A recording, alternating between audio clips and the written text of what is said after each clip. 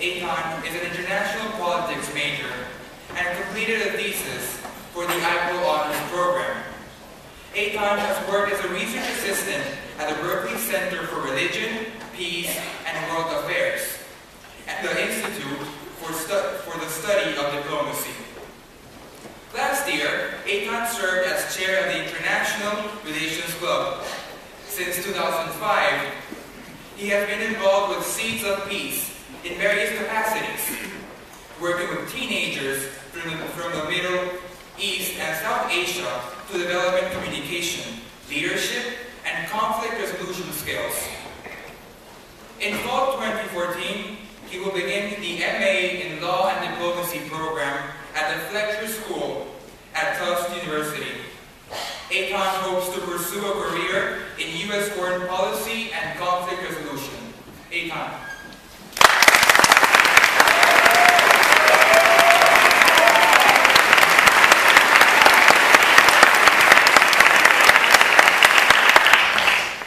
Thank you, Joaquin, for that kind introduction, and thank you to my classmates for giving me this great honor of addressing you this afternoon.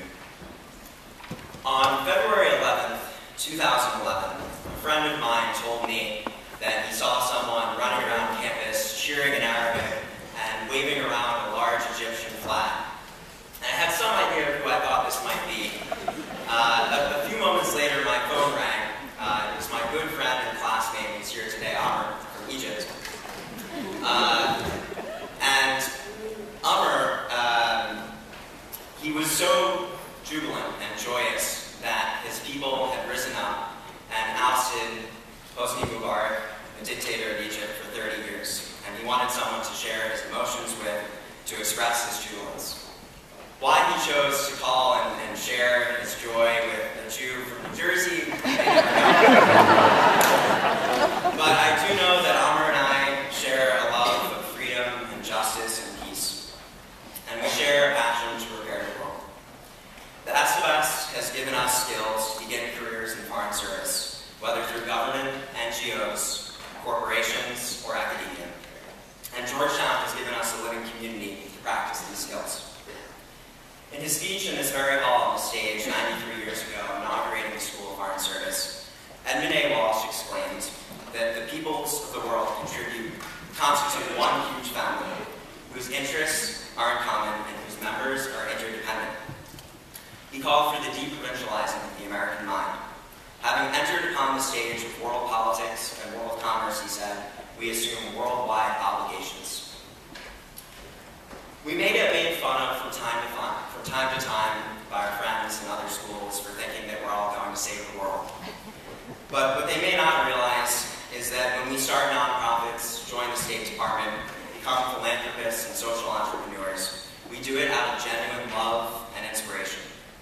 And our energy and our passion are as important as they are infectious. We each have a unique story to tell about why we care and why we serve. If we channel our energy morally and remember why we do what we do, we will transform our corporations, NGOs, governments, and societies. What we have done here on the Hilltop is a model for how we can live the rest of our lives. We have and will continue to use reason, love, and knowledge to become men and women for others.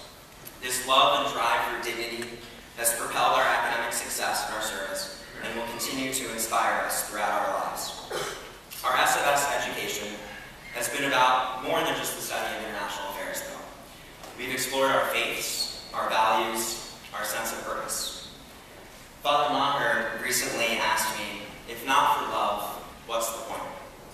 As we infuse values and ethics into our understanding of international affairs, we answer Father Walsh's call to beyond material prowess, have a great soul, a great heart, a great mind. Father Walsh called for the SFS to offer a broad and liberal education, combining the best elements of age-long cultural traditions with the bracing atmosphere of individuality.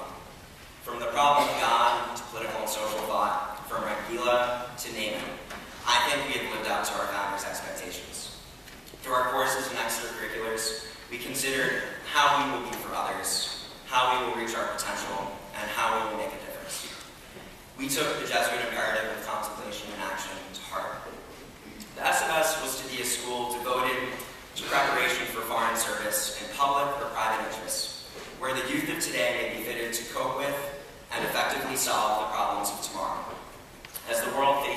increasingly complex challenges, the class of 2012 is ready to pursue them with mind, heart, and spirit. As SFS, we speak the same language. We share a passion to find truth and pursue justice. Whether liberal or realist, Catholic or Hindu, Egyptian or American, we all have a story to tell about what motivates us to study and serve the world around us. We will bring our experiences and community with us as we seek love and dignity. Father Matthew Carnes once told a friend of mine that the two most important questions we have to ask ourselves as human beings are, what will we spend our time doing, and what will we leave behind? At Georgetown, we have spent our time pursuing truth and developing the skills to make a difference. And I am confident that we will leave behind greater peace, justice, and prosperity wherever life takes us. The power of human love and emotion we lived in these gates reveals meaning in our studies and gives purpose in our vocations. The beauty we see here in one another's hearts, spirits, and dreams inspire us to dig deeper and do more. When I walk across the front lawns and pause to admire the big tree in front of Copley, smile at the missing hands on Healy Clock Tower, or revel in the sunlight beaming over Healy through the white granular glass, I know how lucky I am to call this place home. And I know that our Georgetown experience is not just for school, it's something that we'll take with us for the rest of our lives. Rabbi Hillel from the 2nd century CE asked, if I'm not for myself, who will be for me? If I'm only for myself, what am I? And if not now, when? I think this call to search inside ourselves for strength, wisdom, and love, but also to reach beyond ourselves to the world that surrounds us and sustains us, and to other people, is answered here on the hilltop. We have learned to balance our self-awareness with generosity, self-improvement with a concern for others, and the world beyond ourselves. In committing ourselves to careers in